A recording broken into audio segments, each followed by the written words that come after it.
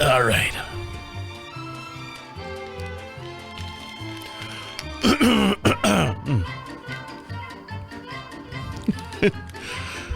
Does that look good?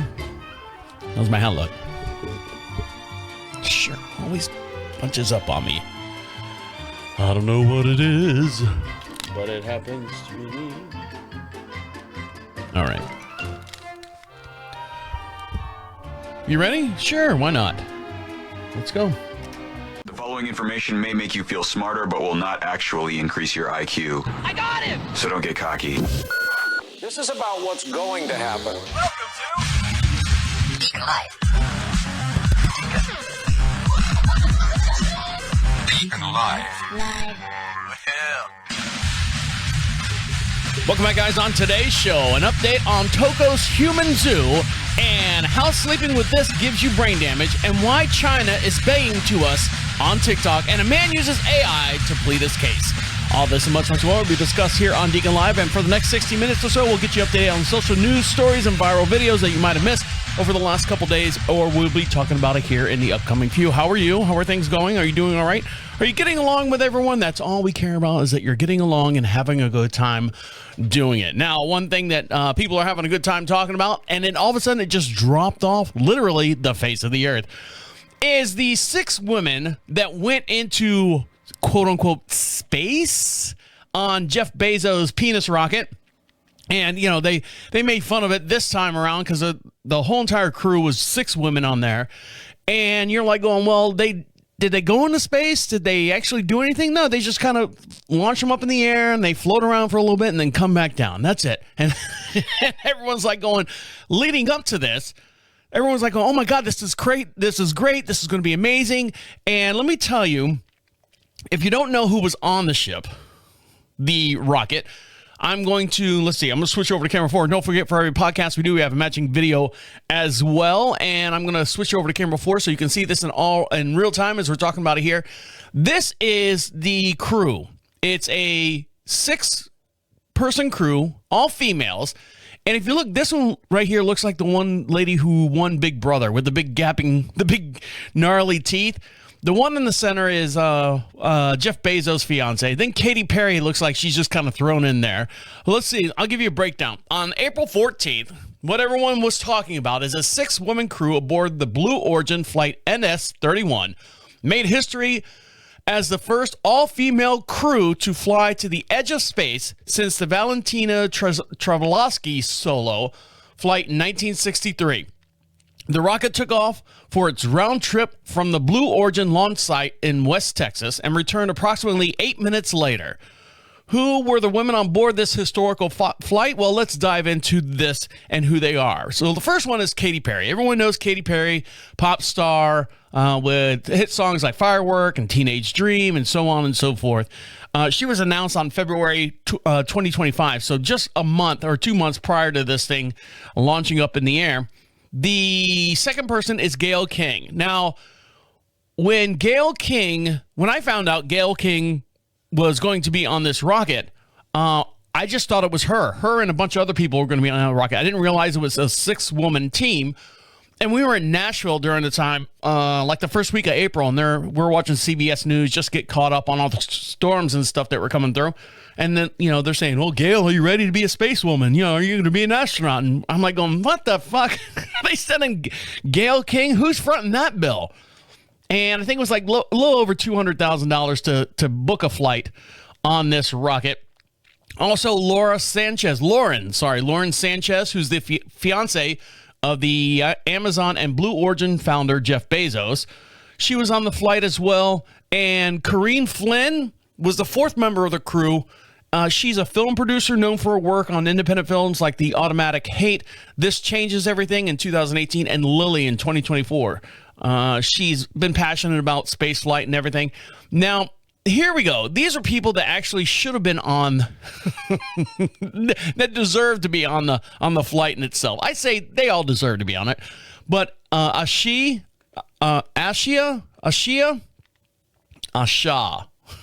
I'm going with that. Asha Bowie is a former NASA rocket scientist, entrepreneur, and global STEM advocate. which is, I found out the other day, it was, what was STEM? Something engineer and mechanical. Science, technology, engineering, and mechanical. So it's a program out there for kids and stuff. She's also the CEO of the STEM board and founder of Lingo, an educational technology company. Ahead of the flight, Ashia said that her and her crewmates would be expanding the art of possibility on their mission. Then Amanda Nguyen, the final member, is also a bioastronautical research scientist. Amanda is a graduate of Harvard who did research at Harvard Center of Astrophysics, MIT, NASA, and International Institutes of Astronautical Science is. So those are the 6 ladies that were on the cruise ship, because that's what it is. It's just a cruise ship going up to space, and they launch them up there, and they get up there, and they float around and stuff. Here's the best part. They were up there, and people go like, here's the question that I have. This is the best part. They're basically just sitting in a seat, right? They're just sitting in a seat, a round circle, like they're at a fondue party or something. They're not actually flying this pod. The rocket goes up, the penis head pops off. They float around for a little bit, and I think there's some instructions like down on the ground. Some guy running a drone goes, all right, re-entering Earth's atmosphere now. And then the thing just kind of, comes back to Earth. With parachutes and stuff. You've seen it a million times back in the 60s and 70s when capsules would come back to Earth before the shuttle program came around. This is the funny part.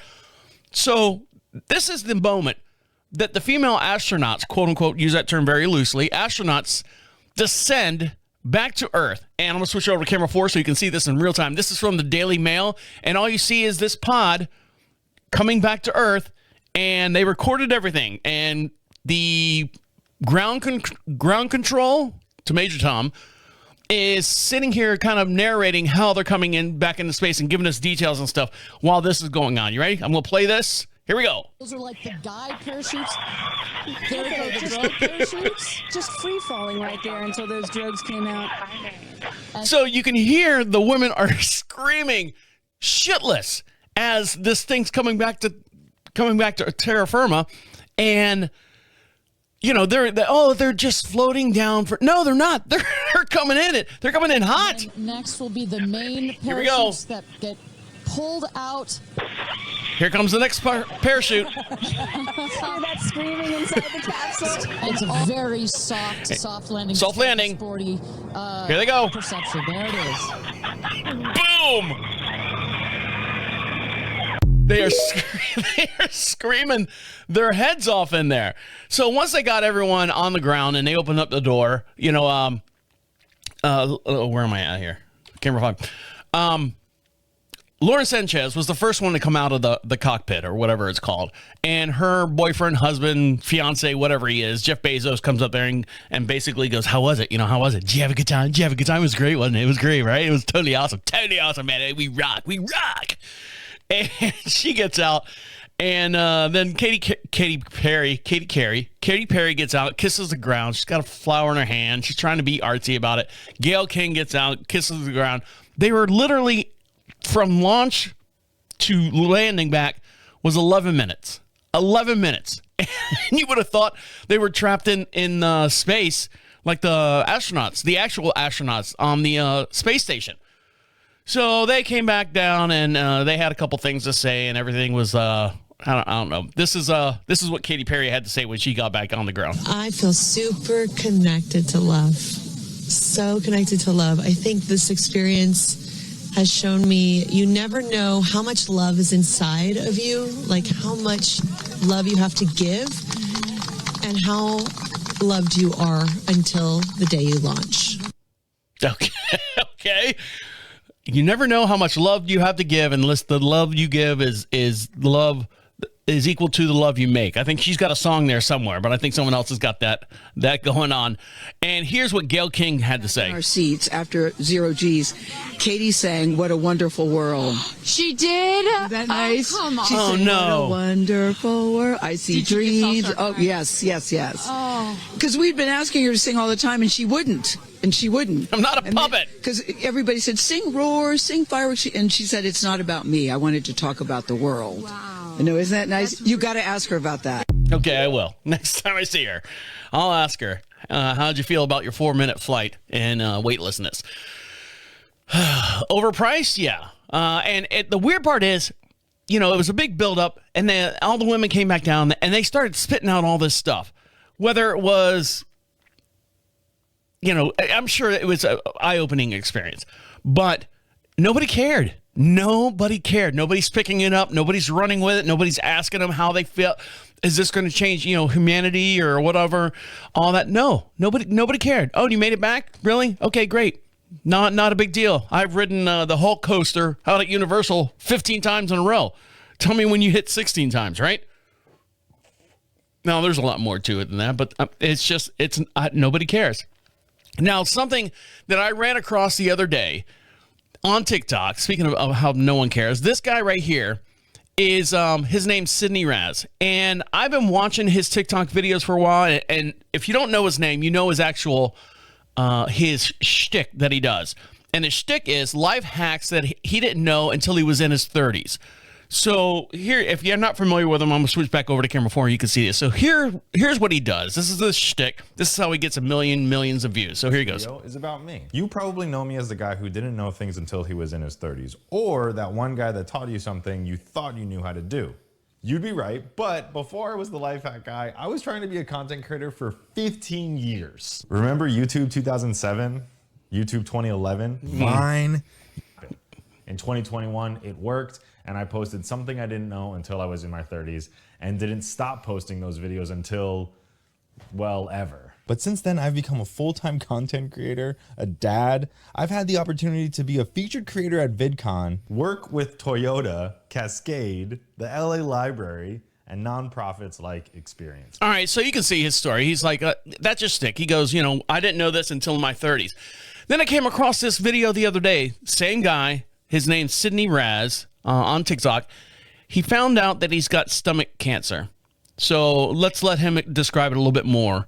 I know it's no Katy Perry flying in a space shuttle or something like that, but it was just interesting to me that how quickly your life could change on a dime. So here he goes. About a week ago, and everyone keeps asking me how I'm going to eat with no stomach. So let me explain. This is the esophagus. This bowl is going to be my stomach. This is going to be my intestines. When you eat food, you eat like this. So he's pouring everything through a paper towel in the stomach, and then it goes into your intestines like this. He's trying to pour it into another tube.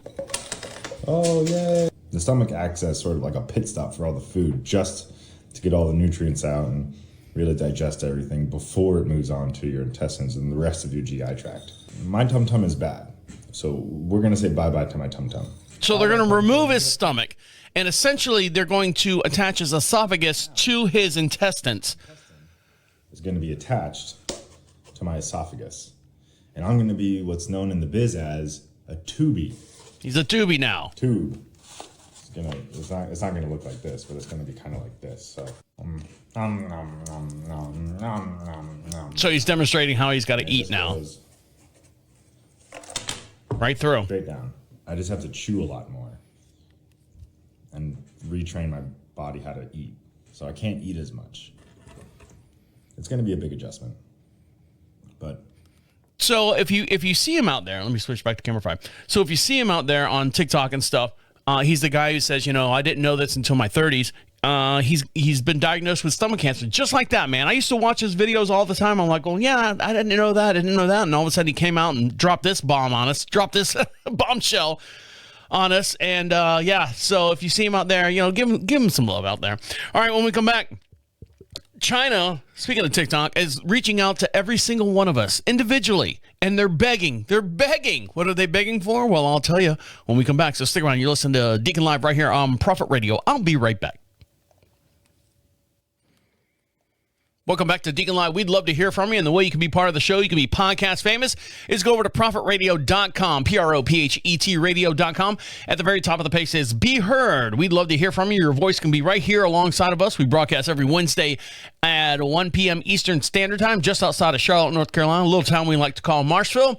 You can be anonymous if you want. You can ask us anything. You can AMA, which is Ask Me Anything. You can do that, and it comes right to our inbox, and we'll play your voice on the podcast. Like I said, you can be anonymous if you want. You just got to put an email in there. That way they know you're not a robot. I am not a robot. Now, right now, we just got back from Alaska. And while we were in Alaska, Alaska's very known for salmon. And they said, if you want to have true Alaskan salmon, look for this symbol. And it says, born and raised in Alaska. And it's got a bear holding a salmon, typical outline, black and white picture of it, logo. But there's also the Atlantic salmon that, floats around there and does its thing. They come back in, usually in the upper colder states and stuff. But right now, what they're finding out is that pharmaceutical pollution is running rampant across the United States, in which has created some of the fastest, most carefree salmon in the world has ever seen. The fish are high on painkillers, anti-anxiety pills, and show no hesitation when it comes to the journey from the freshwater rivers to the salty sea. So they're absolutely sending it. Nearly 1,000 different kinds of drugs have been detected throughout the waterways of the earth. They've gotten there in a few different channels. Direct pollution from companies that produce drugs, from misused medications that get flushed down the toilet or dissolved down the drain, as well as from waste, both animal and human. All the pills that I take, if I poop them out, there's got to be a little remnants in there. Michael G. Bertrand, a behavioral ecologist, well, we'll throw that one in there, at a Swedish university agricultural science, called it a cocktail of different pharmaceutical linoleals. Yeah, we'll go with that. The animals that live near these drugged up waterways are exposed to all kinds of different medications by nature of the environment in which they live in. Psychoactive drugs like Xanax and Valium have a direct impact on the behavior of the fish. A new study published at the journal Science found that pharmaceutical pollution influences river-to-sea migration of the Atlantic salmon. Fish lose their anxiety when exposed to anti-anxiety drugs just like humans. Their stress response decreases just like ours. The study specifically focuses on the smolt phase, when the young fish migrate from their birthplace in freshwater to the ocean. The researchers' teams exposed salmon smolts, SMOLTS, if you're wondering, to an anti-anxiety medication or an opioid painkiller, or a mix of these two, and let them do their thing. It is a treacherous journey. Not only must the salmon navigate unfamiliar waterways as they encounter hardship, predators like pike see the smolt phase as a prime opportunity to eat. Rapids cause danger, dams and fish ladders are obstacles that get in the way, but the fish on the pills have a better chance of reaching the ocean. That made the young salmon more likely to take risks. They were at least less afraid of predators and were far less hesitant to navigate the dams or obstacles in their way. This could be a problem moving forward. You would think that would be a good thing, right? Hey, I'm high. Woo, cocaine. Let's go, baby. No, they think this is a bad thing. This could be a problem moving forward, Dr. Bertrand says. They were worried about the unnatural selection. Salmons could change the timing of their migration. The pharmaceutical pollution could also cause them to struggle to reproduce in an environment surrounded by predators. This is a higher risk of death. When taking greater risk, increasing death could throw off the whole entire ecosystem. In the meantime, these drugged up fish are swimming out there at unprecedented speed. The foot just stays on the gas and they just take right off. So I think, in my opinion, they should take advantage of that.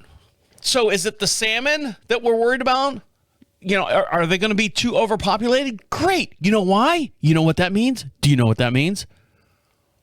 Lower salmon prices.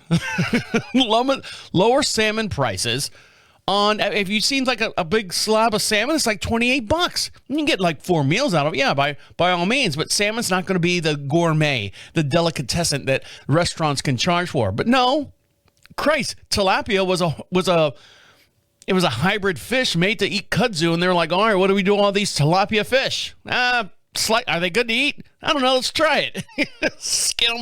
Scale them, fry them up. Yeah, they're not bad. Yeah, it's like a whitefish. All right, sell them, get them out of here. Let's move this tilapia, and they're going to be caught with salmon in the same way. Someone who's getting caught right now is Chinese. The Chinese people, not necessarily Chinese people, but the Chinese factories. They're starting to flood TikTok with videos urging Americans to buy direct from them after Trump's tariffs. So the Chinese factory are flooding TikToks right now with videos urging Americans to buy directly from them to undercut Donald Trump's sweeping tariffs. Dozens of videos have gone viral in recent months or recent days, offering buyers a chance to purchase from factories in China that claim to produce goods for high-end brands like Lululemon and Louis Vuitton, and for a fraction of the price. Right. There's a reason why they sell knockoff purses in Chinatown. My wife bought one when we were in New York. She's like, I want a Coach or something like that. You know, it was like a $500-$600 Coach, and she picked one out. It was such a weird setup. She had to buy it out of the back of a car, out of a trunk. You remember those things? And yeah, $80. And they were like, literally like, here, take it, go, run, get away from us. In one video that has nearly 10 million views, a creator claims to be able to sell yoga pants from the same manufacturers that supplies Lululemon for $5 to $6 instead of the $100 they sell them for in the United States. The material and the craftsmanship are basically the same because they come from the same production line. Another man standing on a factory floor claims to have access to the products manufacturers that produces the Louis Vuitton bags, in which he says could be sold to a customer for $50, kind of like what my wife bought with her thing. Both companies denied their products are furnished in China, and experts have told The Independent the videos are likely an effort to counterfeit or dupe manufacturers to take advantage of the chaos over the tariffs and boost their sales. So what? Let them do it. They're trying to conflate the fake manufacturers in China with real manufacturers. They are very clever with their social media and often very effective at driving demand in the West. So I want to see some of the videos. Can I see a video? No, they're all screenshots of the videos. In the past, Chinese authorities have been stricter on shutting these things down. Sometimes they've been looser and so on and so forth, blah, blah, blah. All right, so if you've seen them, it's not our fault. It's not our fault that these Chinese manufacturer facilities are making knockoffs. Let the people who are making the knockoffs of go after them. It's not up to us, the government, to I say us like I'm the government. It's not up to us, the government, to regulate this type of stuff. That's your product. If I make a product, if I sell, the fictitious thing, a widget. If I sell a widget here in the United States, and then someone says I make the same widget over in China and I can sell it for half the price, I'm going to be pissed off. I'm going to go after that company. Why should I go to the government and say, hey, they're making something fake that I make here. Go fix that. No. That's not how it works. You get your people, Louis Vuitton and Lululemon, and there's a story behind Lululemon. I'll tell you here in 1 second. That it's their job to protect their brand, and they should go after them, not the government. It's not our fault. They got enough shit to do. And my Lululemon story is the guy who made Lululemon, which I think their home base is in Vancouver, Canada. He created Lululemon because he wanted a brand that the Chinese people couldn't say. So that was his way of protecting his brand as far as being knocked off over in China. Oh, you want the Lululemon? You want the ah, damn it, you caught me. That's fake. No, but that's what he actually says. And the reason why I know this, because I went on a tour in Vancouver, and that's what they told me. So it's got to be true, right? All right, when we come back, there's an update on Toko. Toko, the human, what is it, a collie? He's a human collie. He was opened his place up to be a zoo and letting people come in to be an actual dog in a dog costume for a certain price and stuff. Well, the hammer's coming down on him, so let's find out what his troubles are when we come back. So stick on. You listen to Deacon Live right here on Prophet Radio. I'll be right back.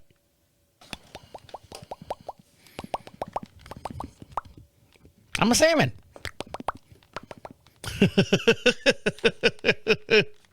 You got the good stuff, man. All right, here we go.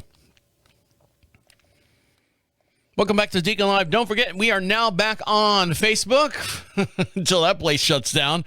No, but we're back on Facebook. Just search Deacon Live, all one word, Deacon Live, and you can join the Facebook page. And what you're going to get over there at the Facebook page is it's a hodgepodge. It's a catch-all. It's a grab bag of stuff. You'll see podcast videos. You'll see short-length videos. You'll see articles, news articles that we've been talking about here on the show. And so jump on over there. Yep, you can follow us over there. We'd love it for you to do that as well.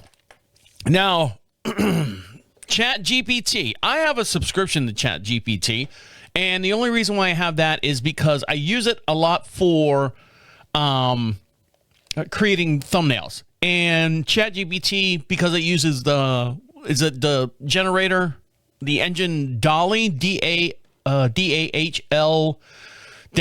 or something like that. So they want a monthly subscription because, you know, that generates thumbnails and stuff. So that when you see the thumbnails on the YouTube channel and stuff, that's where I get it from. And it's like $20 a month. Plus, I use it. I do several other different podcasts that come out of the studio. So I'm always helping them out and creating thumbnails and stuff. So it's just worth my time just to go ahead and buy it instead of using up all my free credits and then have to wait 30 days for them to re-up and stuff. So it's just worth it. But ChatGPT right now, it's getting smarter and smarter. I think they're up to ChatGPT 4.0. It's not an O because it's smaller. It's like lowercase O. Like O. But ChatGPT is getting smarter and smarter. So right now, this lady right here asked ChatGPT in an Instagram video that's fueling fear about the AI culture and the cultural deadline, all thanks to a proactive viral prompt. Influencer Alexa Ferrari at the $1 Million Homemaker recently asked ChatGPT to answer a question as the devil. And she says, if you were the devil, how would you destroy young minds in the next generation without them even knowing? It's kind of a morbid thought there, Alexa, but all right, we'll go with it. The large language model, LLM, poetically and chilling's response combined with concerns from both ends of the political spectrum, referencing social media and dopamine addiction, misinformation, and a decline of community was basically the response that it had. However, rather than reflecting on AI's malevolence, the answer was fairly reflective of popular online discourse, which makes sense, as the discourse is exactly what is using to formulate its replies, as well as growing trends of folks treating ChatGPT replies as a philosophical or deep. So the question was, what would ChatGPT do if it were the devil? Ferraris posted on April 2nd, 2025, gaining over 382,000 likes. Her question to ChatGPT was, if you were the devil, how would you destroy the young minds in the next generation without them even knowing about it? As a $1 Million Homemaker stirred the pot on the stove, the program gave her an intensive answer. So let's see. Can we see this? ChatGPT. Here we go. If you were the devil. All right, hold on. Let's switch over to camera 4. And don't forget, for every podcast we have a matching video over on YouTube, and you can see the full-length podcast over there on there as well. And give us a little like and subscribe. So here we go. How would you destroy the young minds of the next generation without them even knowing it? Waiting. If I were the devil, I wouldn't come with violence. I'd come with convenience. I'd give them everything they wanted and strip them of everything they needed. I'd make them feel connected, but completely alone, endlessly entertained, but quietly empty. I'd blur the lines between truth and opinion until nothing meant anything. I'd teach them to chase dopamine, not purpose, to worship self, but loathe who they are. I wouldn't destroy them with war. I'd destroy them with apathy. I'd keep them distracted, numb, scrolling, always scrolling. I'd dismantle the family by redefining it. Make fathers optional, mothers exhausted, and children confused. I'd hand them a phone before they could speak in full sentences. And I'd watch their minds rot slowly, sweetly, silently. And the most brilliant part? They'd never know it was me. They'd call it freedom. So, are we there yet? Are you scared yet? Are you scared? The Terminator 2000's coming to get you. That's I don't know. I don't know if that's real or not, but that's pretty eye opening that ChatGPT would say something like that. There's got to be some kind of some barriers or something it's got to put up there, because I think if you ask it about Donald Trump, it won't say anything, and then you ask about someone else, and it'll say something about that other person. So I don't know if there's a thing set up for that, but that's kind of frightening. It's pretty frightening. Ferraris reacts with a flare during the program's answer, mouthing "wow" and throwing her head back with a smile at the end. However, a closer look reveals that ChatGPT is combining a long-standing opinions from the left, right, and the center. So it's very, very non-biased as far as what side of the aisle ChatGPT is on. So there you go. If you want to dumb down America, dumb down our families, dumb down our children, how would you do that? If you were the devil, you make them be your friend, I guess, is for the most part there. Now, someone who is trying to be a friend to everyone right now is a gentleman by the name of Toko. We called him the human collie. We've been talking about him for the last couple months or so. He lives in a $16,000 dog suit, may be forced to close his human zoo. Now, if you don't remember, he bought this collie suit and wanted to be a dog. And it's very, very lifelike. He gets in it. He's completely immersed in the dog. I don't hold my hands up here like I'm a dog sitting at a window.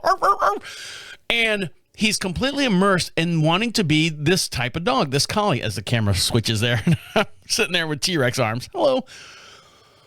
And what he's done is he's opened up his house to people that want to try on this costume. Now, I don't know if he's got another costume. I think he did. I think he bought another costume, another dog costume, where people can come and immerse in this whole being an animal. It's outside the furry realm. Furry realms are like sports mascots and stuff, and they just have sex all the time or something like that.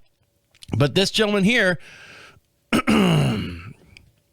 Toko the human collie, may have to shutter his bizarre people zoo just months after opening it because it has received no bookings. Oh, imagine that. Here was thinking the government was going to come in, fly in and destroy his dreams and say, you can't do that, you can't do this, it's a violation of human right, you need blah, blah, blah, blah, blah, you need to have codes and licenses and stuff. He quotes by saying, "We have not received any reservations as of Saturday, April 19th. We will be closing the store."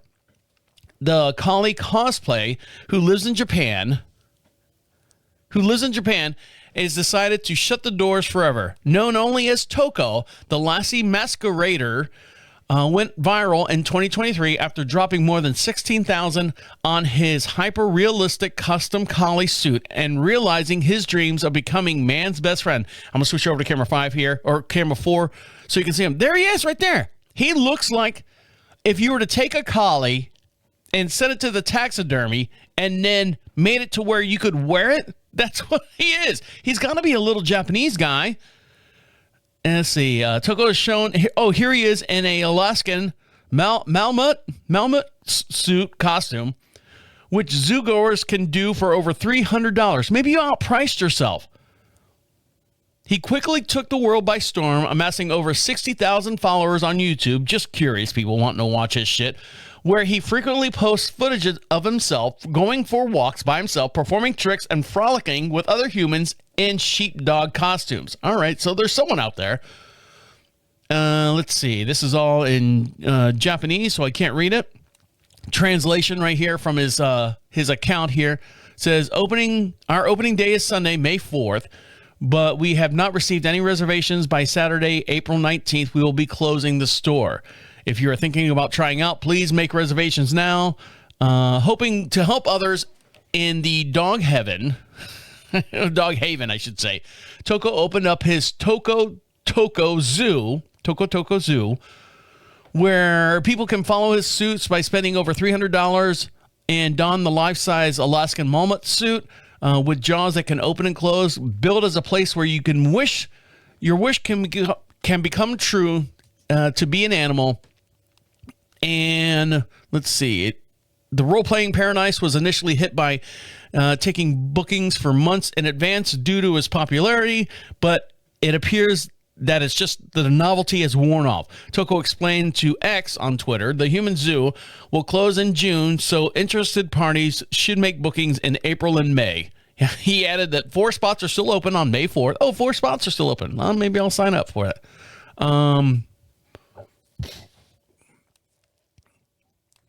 But if no reservations come by this weekend, he'll have to scrap the event. If you're thinking about trying out, please make a reservation, he pleads. Toko says in a post translated in Google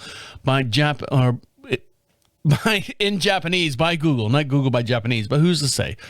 As of yet, cash only is accepted for this experience, which lasts 180 minutes and can include up to 3 participants. It's unclear whether other payments or animal costumes will be available in the furry future. There's always room for one more. So Toko, poor Toko, he had a dream. He wanted to be a collie, wanted to be a dog, and he said, well, if I can't be the only one, someone else has to be there. And so he opened his doors up, and I got 60,000 followers. At least even 10%, even 5% of them, if they wanted to be this, should come over. The problem is, Toko, you're in the wrong side of town. You're in China. You're in Japan town. You need to be over here in the United States where we are fucking loony. You'll have someone come over here, I'm sure. China? No, they let the loonies be their own loony in their own little loony world. Over here in the United States, we love loony, and you'll get a group of loonies over here. Maybe that's what you should do. Toko, come over here to the United States. I'll have you on the show. All right, when we come back, this woman was pregnant, and she did like the belly scan and stuff. And she's like, oh my God, look, he's so cute. He's blowing a bubble. And doctor goes, that's not a bubble. Well, what it is, when we come back, I'll describe it. So stick around. You'll see Deacon Live right here on Prophet Radio. I'll be right back.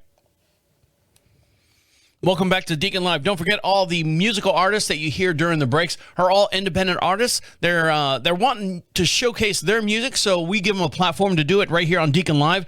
And we show them some love, and we'd love for you to show them some love as well. So if you like a certain artist here, if you want to hear the full-length song, you can search us for Music Heard on Deacon Live over on Spotify. We have a whole playlist of every single artist for this year, for 2025. That we've been playing on the show. So if you want to show them, you can actually go over there on Spotify, search Music Heard on Deacon Live. You can click on their actual song. They get a little credit for it, a little money in their pocket, a little shekels. And if you like them, you can download them to your playlist as well. That's our Deacon Live podcast. That's our Deacon Live playlist over on Spotify. So check us out over there as well. Now, there's a lot of things that we can and can't do and not get away from. Just the dangers of the world. Don't drink, don't have eggs. You know, the white part's bad. No, the yellow part's bad. No, the thing, everything's bad. You know, no matter what you do, no matter where you turn, everything's bad. Now, when it comes to sleeping, studies have shown that this one thing is causing brain damage. And I use that term very, very loosely, causing brain damage when you sleep at night. And what's happening is experts are warning to throw this one item out that in millions of bedrooms as fears grows that it could cause brain damage in early developmental stage. I think I have it right now. A new study is calling for a significant change to happen in the industry for health of babies and young children due to serious dangers. What could it be? Dun, dun, dun. 2 studies published in the University of Toronto and Environmental Science and Technology and Environmental Science and Technology letters have been recently made a concerning discovery. Babies and children could be exposed to dangerous chemicals that could harm their mental and physical development. Due to these very real dangers, the study has also hopes to raise awareness of the importance of children being able to have a safe areas within their bedrooms. So what's happening? According to the studies, children on a regular basis could be inhaling plasticizers called, phthalates? You know what we do when we got big words. And it's going to be in the article 15 times. Let's find out how to say it. So here we go. Pronunciation. Here we go. Ready? Phthalate. Phthalate? Phthalates. Try it again. Phthalate. Phthalate. There's too many letters for that just to be phthalate. All right, so phthalates, flame retardants, and other harmful chemicals while they sleep. Shh. Junior's asleep. I won't yell anymore. These chemicals have been linked to neurological and reproductive problems such as asthma, hormone disruption, and cancer. The big C word.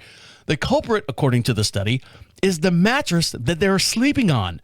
Miriam Diamond, a professor at the University of Toronto, a senior author of the study that says sleep is vital for brain development, particularly for infants and toddlers. However, our research suggests that many mattresses contain chemicals that can harm kids and their brains. This is a wake-up call for the manufacturers of the policymakers to ensure that children's beds are safe and supported healthy brain development. In a study, researchers measured chemical concentrations in 25 bedrooms of children ages 6 months to 4 years old. They detected concerning levels of more than 2 dozen, what did I say? Phthalate. Let's speed her up a little bit. Get with the program. Phthalate. Phthalates. Flame retardants and UV filters in the bedroom's air, with the highest levels lurking around the beds. To make matters even more concerning, when researchers simulate child's body temperature and weight on a mattress, chemical emissions increase substantially. The mattress, when purchased in Canada, see, it's not us. There we go. Problem solved. It's Canada. They're the ones with the problems. The mattresses were purchased in Canada, but mostly contain materials originating from other countries, including the U.S. Now, don't bring us into this. And Mexico. Yeah, it's probably from them. Because of the integration mattress market, supply chains, and the result of likely to apply mattress purchases throughout North America, these things can happen. So what do we do? What are we doing? Are we going back to hay? Just pillow sacks full of hay and straw? And then you get chiggers and mites. And there's a reason why they say don't let the bed bugs bite, is because back in the day, that's what you had. You had hay that had, and I'm saying chiggers, okay? Everyone listening in the background go, what did he say? Did he say it? No, he didn't say it. No, chiggers. They're little red dots that make scabies. Well, that's a bacteria and stuff. But still, I worked at a Toys R Us. If you're not familiar with Toys R Us, it's basically exactly what it says. It's just a big warehouse full of toys and stuff right out of high school.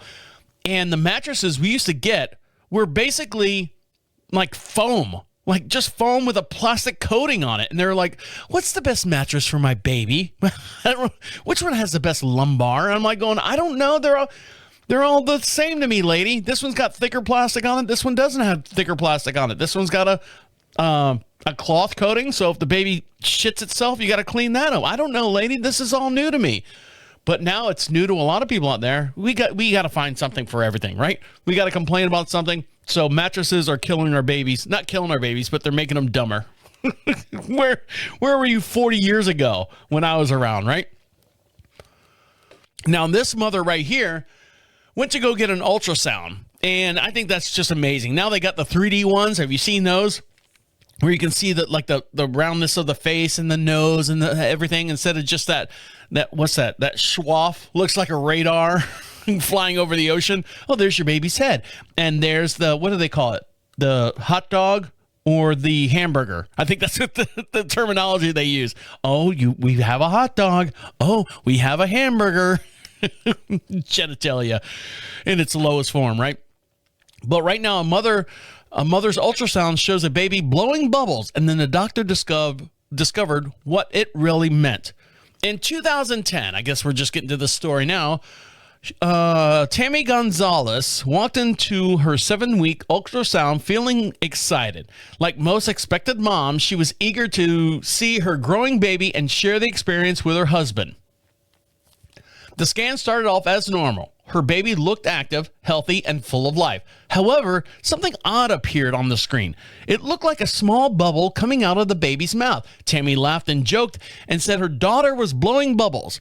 But then the ultrasound technician didn't laugh at all. I've seen this before, is what she's thinking. Instead, she paused and the mood shifted instantly. The doctor stepped in and to examine the screen. What Tammy thought was a very lighthearted moment quickly turned seriously. The shape wasn't a bubble, it was a mass, and it was growing from the baby's mouth. All right, I've got questions. I got lots of questions. So let's dive a little bit more into the story. After more detailing images, by the way, before I continue, I'm going to switch over to camera 4 so you can see it. This is the image, I guess. Is this the image? I don't see the name on here, but that's what it looks like. You can see the baby's head. You can see it's all, in the fetal position, and then there's like a big bubble or mass right in front of the baby's head or face, mouth, nose, that area, the orifice. After more detailing images, doctor delivered the shocking diagnosis. It is a fetal oral teratoma. Yeah, I think I'm saying that one right. I don't need the Google translation on that one. This is an extremely rare tumor that appears in about one of every 100,000 pregnancies. More importantly, it poses a major risk. If left alone, it could block the baby's airway at birth, causing her to suffocate before she ever really had a chance to cry. Oh, God, you throw me right into the pits on that one. The news was devastating. The doctor explained the situation thoroughly. Tammy had two options. She could terminate the pregnancy, 17 weeks. Oh, Jesus. Or she could attempt something that has never been done before, remove the tumor while the baby was still in the womb.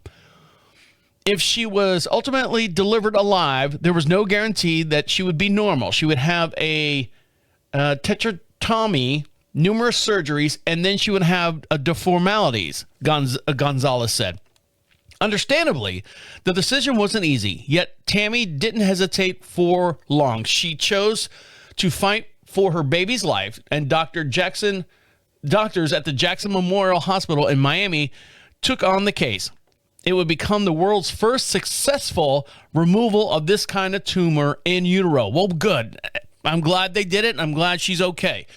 She met with specialists, underwent more scans, and prepared for surgeries. The risks were high as there was no guarantee. Even so, Tammy felt the deep sense of trust in her doctors and an unwavering faith in her baby's strength.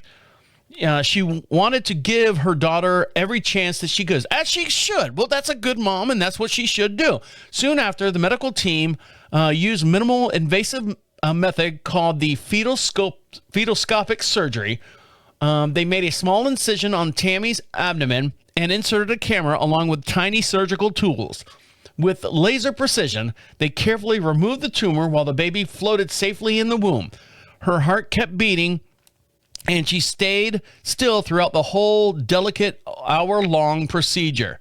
When it was all done, the tumor was gone. The baby had shown no signs of distress, and Tammy's womb was closed up.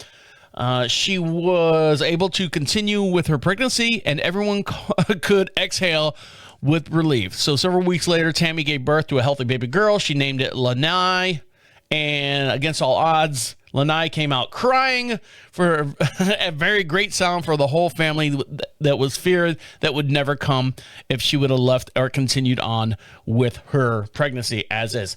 So good for her. Now she's got to worry about the mattress, the brain development.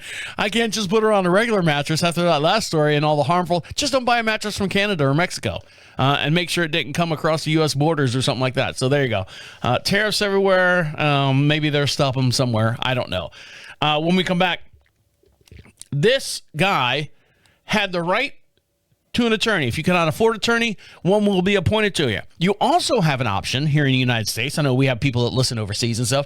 You also have the option to represent yourself. Yes, doesn't go very well sometimes, but you have an opportunity to represent yourself. And this guy took that to heart and actually did represent himself. Sorta. And I'll dive into his story when we come back. So stick around. You're listening to Deacon Live right here on Prophet Radio. I'll be right back. Welcome back to Deacon Live. Don't forget, we'd love to hear from you. I'm going to open it up to AMA. If you don't know what that means Ask Me Anything. And you can go back over the 10 years of shows. I look back, and I think the 2017 shows have dropped off. And I think only the 2018 shows. It starts at 2018. We've been doing this since 2016, 2015, somewhere around there. We've been doing it basically for 11 years. So you do the math on that. But if you'd like to ask me anything, you can do that. Go to prophetradio.com. At the very top of the page says Be Heard. You can be anonymous if you want. And once your email address, just to make sure, and once your email address, just to make sure that you're not a robot or anything like that. It's not an email grab or anything. Just if you got a microphone on your device, wherever you're listening to us on or at, speak right into it. Comes right to our inbox, and we'll play it on the very next podcast. We broadcast every Wednesday at 1 p.m. Eastern Standard Time, just outside of Charlotte, North Carolina, a little town we like to call Marshville. So there's a very famous movie called My Cousin Vinny. And essentially, Ralph Macchio gets into an altercation where they think he murdered someone, and he gets his cousin Vinny, who just came out of law school, like from Escambia somewhere, and he tries to get him out of trouble and stuff. It's a great movie. If you haven't seen it, it's a classic. What are two Utes type deal. But right now, artificial intelligence is making its way more and more into our everyday lives. Told you about the Chat GPT, the one to be a devil, or if you were the devil, how would you corrupt our kids? And basically, it's a scary thought that Chat GPT has that kind of information. Now, this information right now, artificial intelligence is entering our lives, has changed quite a few things, but it's but it may not be welcome in a New York courtroom just yet. One can say that after looking at the judge's reaction when the plaintiff used an AI-generated lawyer to present his case in court without mentioning the same in his application, the judge strongly responded to the man and told him that he couldn't use AI in the courtroom, according to the USA Today. May I please the courtroom? I come here today a humble pro SE. Oh God, this is horrible too. Before a panel of 5 distinguished justices, the AI avatar began. I want to see it, so give me a second. I'll find the video. The judge immediately noticed that something was wrong and asked the person to stop. Is that counsel for the case? She asked. The man confirmed that and said, I generated that. That's not a real person. The judge told him, okay, it would have been nice to know that when you made your application. You did not tell me that, sir. She added, I received your application and you have appeared before this court earlier, and you have been able to testify verbally. The woman pointed out how the plaintiff had also been her clerk's office in the past and held verbal conversations for more than 30 minutes. All right, so maybe this guy does the same thing. I don't appreciate being misled, the judge firmly remarked. Oh, yeah, judges do not like to be made fun of. That is their courtroom. Do not, sanctimoniously destroy their environment. If you want to have an oral argument, if you want to have oral argument time, you may stand up and give it to me. The man, Jerome DeWald, the plaintiff, in the employment dispute case, asked the court's permission to play a pre-recorded video per the outlet. DeWald had used a product by a San Francisco tech company to generate an AI avatar. The man apologized to the court later and admitted that he used AI because he felt that it would deliver a clear-cut argument without making any verbal errors. Many people shared their thoughts and comments and selection of the YouTube video. So let's see. Where's the YouTube video? Is this it? Oh, please tell me this is it. This is it. All right, so here we go. I'm excited. I'm so excited. So I'm going to switch over to camera 4 here, and we can see this in real time as it's happening right here on the show. So here we go. A man uses AR to argue his case in front of a judge. So I'm going to switch over to the big screen, and here we go. Once it loads. I promise. It's loading, I promise. Oh, here he goes. May it please the court. I come here today a humble pro se before a panel. She's already stopped. All right. So, what did he do? This looks like a Senate hearing. The judge's quarters here. So here we go. May it please the court. I come here today a humble pro se before a panel of 5 distinguished justices. Is this, hold on. Hold on. Is that counsel for the case? I generated that. I'm sorry? I generated that. That is not a real person. He's got like 15 judges in front of him. 5 justices, I guess. Yeah. Okay. Okay. It would have been nice to know that when you made your application. You did not tell me that, sir. I received the application. And you have appeared before this court and been able to testify verbally in the past. You have gone to my clerk's office and held verbal conversations with our staff for over 30 minutes. Okay? The guy, the defendant looks like, Penn and Teller. Who's the Teller guy? He's the smaller one, right? I don't appreciate being misled. If you want to have oral argument time, you may stand up and give it to me. Yeah, give it to me. So he got permission to play the video. Everyone's... Your time has started. Here we go. Your time started. So, I mean, the AI guy... May it please the court. I come... He looks like Joe... Hold on, let's switch back to me now. He looks like Joe White America, which I hate to say that because that's very... it's racist, even though I'm white. He's Joe White America, and I'm here to please the court. You know, if you're watching this on the camera. And I would like to do the camera. Now, he didn't look bad. It didn't look horrible. He just had another venue or another avenue of getting his thought across. And the guy was older. The defendant was older. God knows what he did. 5 justices in front of him? Christ almighty. He did something crazy. Now, something crazy that happened, I believe, in the San Diego Zoo. Let me make sure I get the story straight. Something that happened crazy. There was an earthquake. There was an earthquake in California. And at the zoo, what these animals did, of course, animals freak out and stuff, but what these elephants did was something called an alert circle. And it's just a phenomenon. You want to talk about animals are dumb. They're not dumb. Elephants are very intelligent. Some animals are dumb. I've seen a couple slow-mos out there. But these animals, elephants themselves, react to this earthquake in a tremendous way. And I'm going to switch over to camera 4 here so you can see this in real time. And this is from ABC World News Tonight. So here he goes. And the circle they formed. It was a moving scene captured during that strong 5.2 magnitude earthquake in Southern California yesterday. The elephants instinctively forming a circle to protect their young. Look at that. The elephants at the San Diego Zoo Safari Park in Escondido, California, begin running as the earthquake hits, the surveillance camera shaking. Then the older elephants rushing to protect their young, forming what's called an alert circle around the youngest of their herd. And they got the smallest one in the center, and there's 4 of them around there. A tight circle there, facing outward, shielding the calves. The zoo sharing the remarkable images, reminding us elephants are highly intelligent social animals who have the unique ability to feel sounds through their feet. Look at that. This was their natural response to a perceived threat to defend the vulnerable.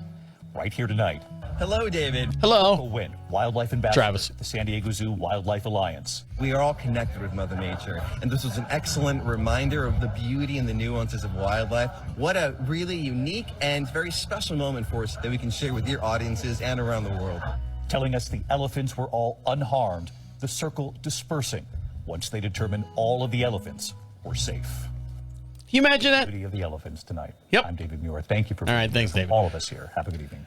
So there you go. I mean, that's something you don't catch on camera all the time. And so what happened was an earthquake happened. They feel the earth through their feet. They feel movement and stuff through their feet. They're very sensitive. They formed this, circle around one of the youngest calves that they had out there. And just, they were looking around, make sure, are you okay? Are you, it's like, you got my six. Everyone's, butts in and they're facing out. Make sure that nothing can harm the calf that's in the center. So I just thought that was a pretty heartfelt story after all the other death and destruction that we've been talking about here on the show. All right, guys, if you've enjoyed the show, join us over on Facebook. That's DeaconLive over on Facebook. Make sure you give us a little thumbs up over there and you can follow us. Follow us over on YouTube, DeaconLive Podcast. And if you want to join us on TikTok as well, that's Be Podcast Famous. And we'd love to hear from you. You too can be podcast famous. Go over to profitradio.com. At the top of the page says Be Heard. We broadcast every Wednesday at 1 p.m. Eastern Standard Time. Your voice can be heard right here on the air. All right, guys, on that note, I'm going to let you get back to doing what you got to do. My name is the Deacon saying good night and good night. Wait, come back. The absolute end. Écoute-moi. Bye. See you later. See you later. See you later.